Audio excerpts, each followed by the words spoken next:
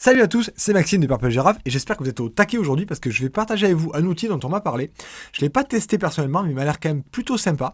Je vais vous en parler puisque vous savez que pour créer des sites web, j'utilise de plus en plus Flutter, mais certains d'entre vous, vous avez envie d'utiliser autre chose que Flutter. Certaines veulent utiliser à tout prix du Swift parce que c'est un langage que vous aimez. Et je vous comprends parce que c'est un langage que j'adore aussi personnellement.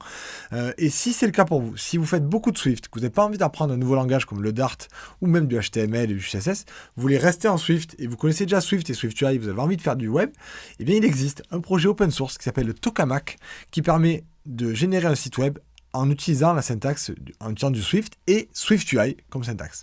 On va voir ça tout de suite, on bascule sur le screencast. Donc Tokamak, c'est un projet open source que vous trouverez sur GitHub qui commence à avoir pas mal de traction puisqu'il a déjà 1700 j'aime sur GitHub. Il va vous permettre de générer des sites web comme vous généreriez des applications avec SwiftUI. C'est exactement la même syntaxe. Alors attention, ils préviennent que même s'ils respectent le principe de présentation de SwiftUI, ils ne gèrent pas encore tous les composants graphiques. Very basic subset of SwiftUI, ça veut dire qu'il y a un tout petit ensemble de SwiftUI qui est géré pour l'instant, mais le projet est actif. Si vous allez voir ici, là la dernière mise à jour date d'il y a 6 jours. Si je clique ici, on peut peut-être voir l'activité, on voit qu'elle est quand même assez récente. Il y a 6 jours, il y a 16 jours, 21 jours. Donc il y a plusieurs commits par mois, c'est quand même intéressant. Au niveau des risques de ce projet, on va voir ensemble dans Insight.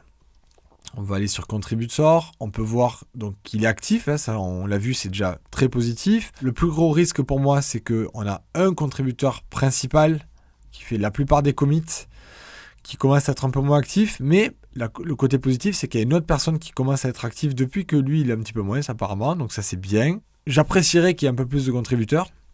Si on doit se lancer sur un projet, ça serait bien qu'il y en ait d'autres pour être sûr que ce soit viable à long terme. Mais ça peut être vous, peut-être que ce sera vous le prochain contributeur de ce projet.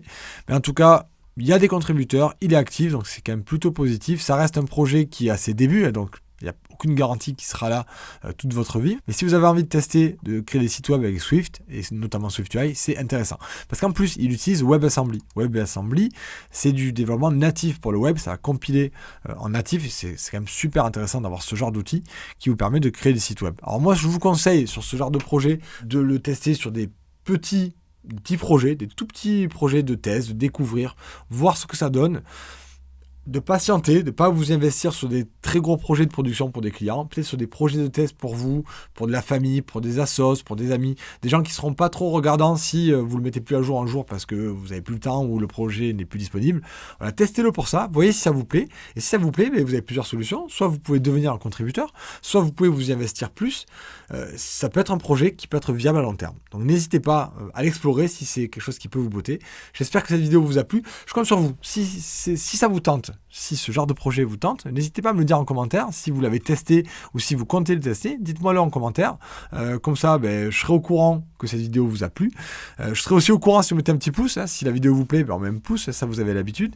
Et si vous voulez pas rater les prochaines vidéos, parce que vous savez que j'en sors chaque semaine, si vous voulez pas les rater, abonnez-vous. Et on se revoit très bientôt pour devenir encore meilleur. Happy coding!